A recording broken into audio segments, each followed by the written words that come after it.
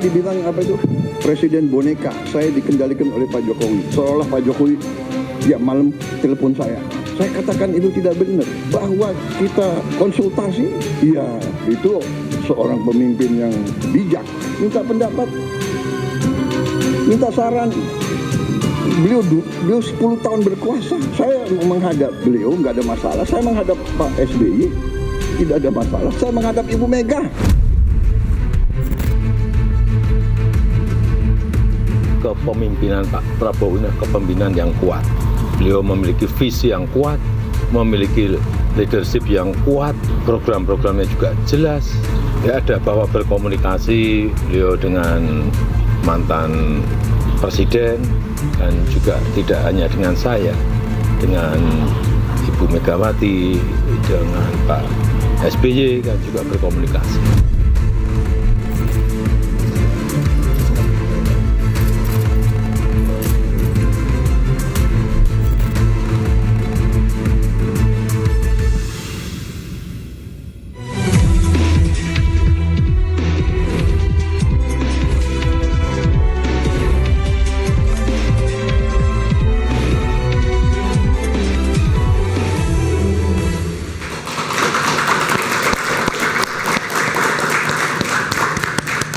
Meski sudah lengser dari kursi presiden, nama Joko Widodo belum lepas dari sorotan. Hubungan politik Presiden Prabowo dan Jokowi yang tampak erat turut menimbulkan beragam tudingan, mulai dari isu matahari kembar hingga presiden boneka. Presiden Prabowo tegas membantah. Namun jika nama Jokowi masih terus mengemuka dan pengaruhnya masih terasa, wajarkah publik bertanya-tanya? Bersama saya Anisha Dasuki, inilah Interupsi Prabowo, saya bukan boneka Jokowi. Sudah ada 4 narasumber yang bergabung bersama kami. Di sebelah kanan saya ada Yunarto Wijaya, Direktur Eksekutif Carta Politika. Selamat malam Mas Toto. Malam Mas. Sebelahnya ada Ubedillah Badrun, analis sosial politik UNJ. Selamat malam Mas Ubed. Sebelah kiri saya ada Andi Azwan, Waketum Prabowo Mania 08. Selamat malam. Malam Mbak Anita. Sebelahnya Malam ada semua. Ade Armando, politisi PSI. Dan di floor ada rekan-rekan mahasiswa dari UPN Veteran.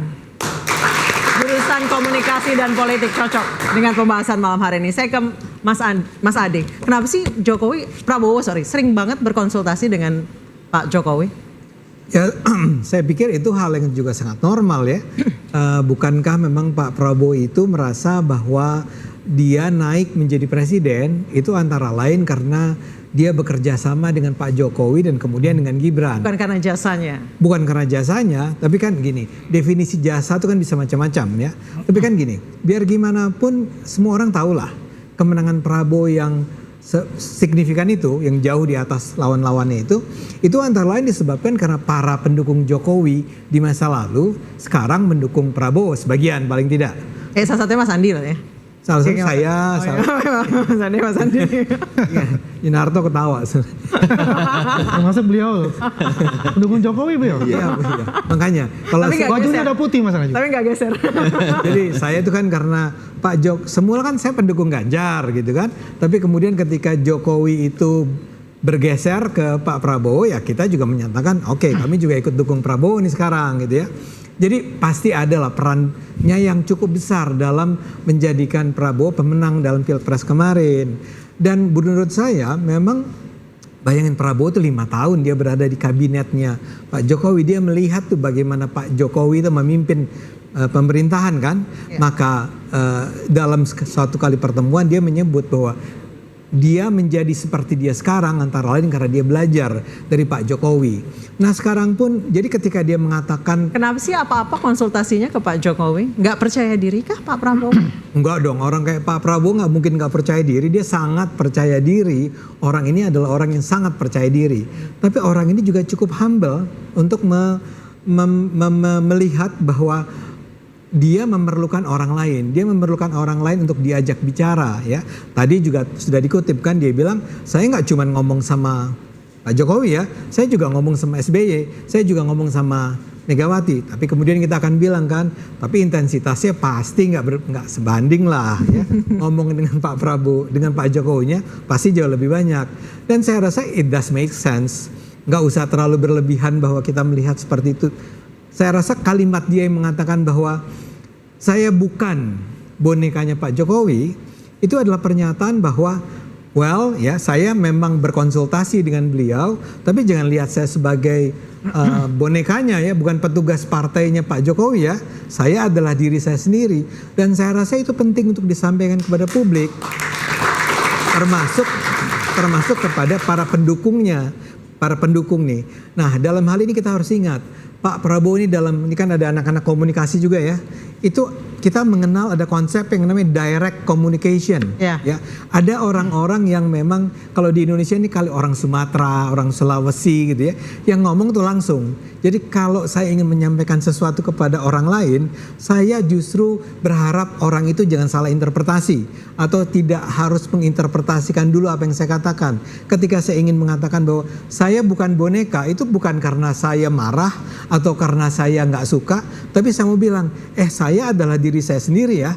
Saya bukan bonekanya Pak Jokowi. Oke, saya ke Mas Andi. Mas Andi, kalau Pak Jokowi tiba-tiba geser, ikutan geser juga nggak namanya? Maksudnya gimana? Geser Saya gimana? Pak Jokowi sudah nggak ke Pak Prabowo lagi. Namanya berubah lagi nggak? Saya rasa ya begini, kalau kita melihat ini, kenapa kita di Prabowo Mania ini mendukung Pak Prabowo? Sama, karena Pak Jokowi juga di sana gitu.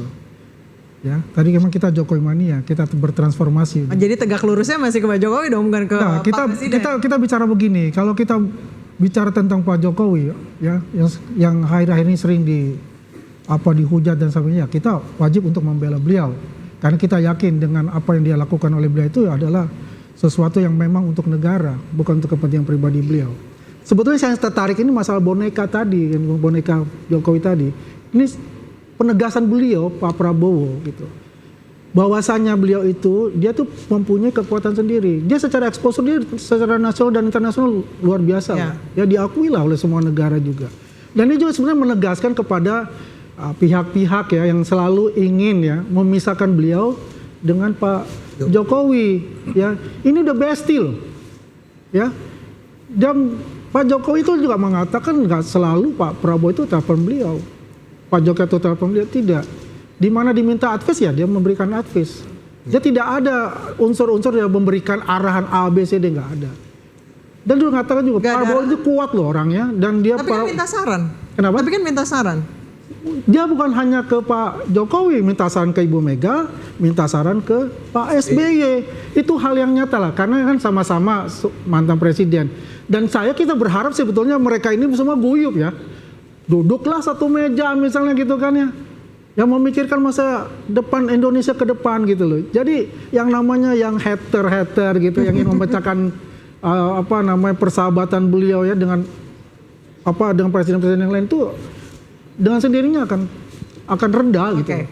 Hater atau memang benar? Apa tuh? Ada boneka-bonekaan ini.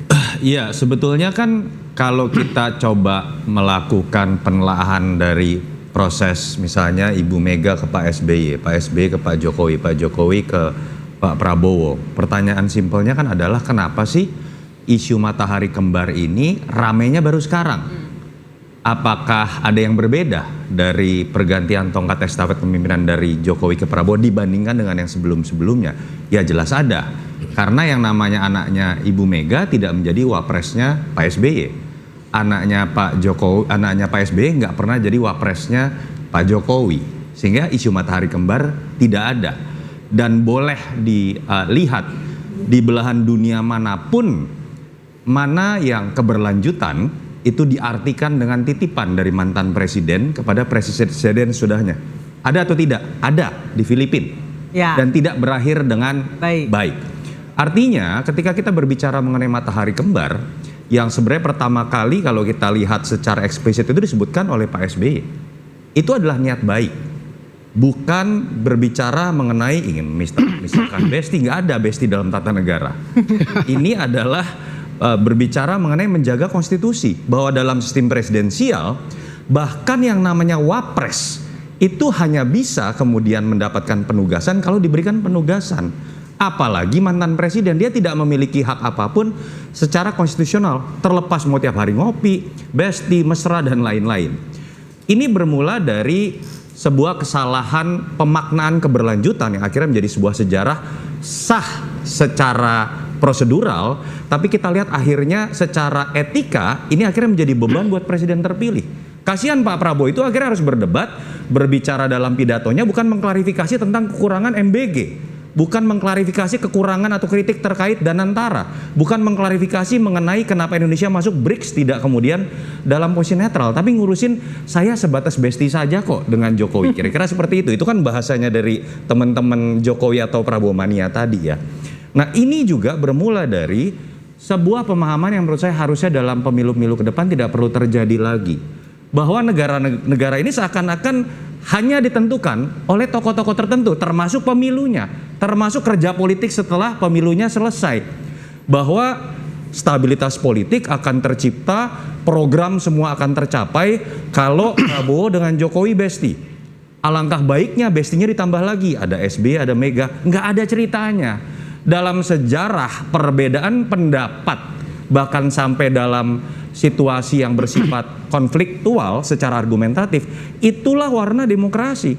Apakah di Amerika Serikat mereka menghabiskan waktu untuk bertemu terus-menerus ngopi? Enggak. Apakah Obama kemudian dengan Trump akur? Sangat tidak akur. Tapi dalam konteks prinsip, ini yang menurut saya seharusnya ya buat teman-teman ada di sebelah sini juga kemudian bisa belajar. Dalam contoh penamaan pun di Amerika nggak ada tuh yang namanya misalnya relawan pro Obama atau Obama mania. Biden mania misalnya. Ini sebuah pilihan yang saya hormati ya, tetapi ini adalah mindset ketika kita melihat politik dan pemilu itu ditentukan hanya pada tokoh tertentu, kita akan menghabiskan energi terlalu banyak di situ. Oke, saya ke Mas Ubed. Ya. Mas Ubed, kenapa sih energi masyarakat ini dihabiskan untuk hal seperti ini, bukannya mengkritisi kebijakan yang sedang berjalan? Saya kira Apa yang salah? Karena persepsi publik itu hadir karena peristiwa-peristiwa empirik yang dilakukan oleh aktor-aktor politik itu, termasuk yang dilakukan oleh Prabowo dan Jokowi misalnya. Sebetulnya tadi penjelasan dari Mas Ade dan Mas Andi itu membenarkan pandangan publik bahwa Prabowo memang ada kecenderungan atau dapat disebutkan sebagai presiden boneka. Oh ya? Iya, karena jelas tuh tadi kronologinya dijelaskan. Misalnya ini kan basisnya data, toh? Basisnya argumen-argumen empirik dan ilmiah. Di dalam sejarah demokrasi liberal sejak 2004 ketika pemilu SBY, itu selalu kontestasi itu dimenangkan oleh mereka yang memiliki financial capital yang besar dan social capital yang besar. SBY juga sesungguhnya tidak sepenuhnya sebagai presiden yang otentik. Sama, dia juga dipengaruhi oleh para pemilik modal. Lalu setelah SBY siapa? Jokowi juga sama. Dia menjadi presiden juga dipengaruhi oleh para pemilik modal. Karena itu narasi tentang presiden boneka selalu hadir. Zaman SBY, zaman Jokowi, apalagi sekarang zaman Prabowo. Jadi itu tidak bisa dihindari. Itu real liberal politik. Tetapi kadar kebonekaannya antara SBY, Jokowi dengan Prabowo berbeda-beda. Kan kalau dalam teori penjelasan tentang pemimpin boneka itu dipengaruhi oleh dua hal, yaitu pengaruh individu yang direct terhadap presiden itu, atau pengaruh kelompok, entitas yang memandu kerja-kerja presiden atau mempengaruhi atau mengintervensi kerja-kerja presiden. Dan itu terjadi dalam setiap episode. Nah, pertanyaannya adalah apakah fakta empirik itu bisa dibantah? Saya kira tidak. Riset menunjukkan dari banyak ilmuwan termasuk Irving Goffman yang kemudian menyimpulkan bahwa sebetulnya arena politik itu arena dramaturgi. Bahwa narasi Jokowi mengatakan tidak ada presiden boneka, sama juga dengan Prabowo dia mengatakan saya bukan presiden boneka. Itu sebenarnya narasi di panggung. Kan yang sebenarnya tahu mereka dan para peneliti tentang bagaimana kecenderungan kebijakan presiden itu, apakah dia authentic leader atau independen atau dia bukan authentic leader. Saya menyimpulkan sampai hari ini dengan data-data dari awal. Kalau Pak Prabowo yang mana? Ya, Authentic? Saya kira Prabowo. Jangan dijawab dulu, kita akan kembali saja.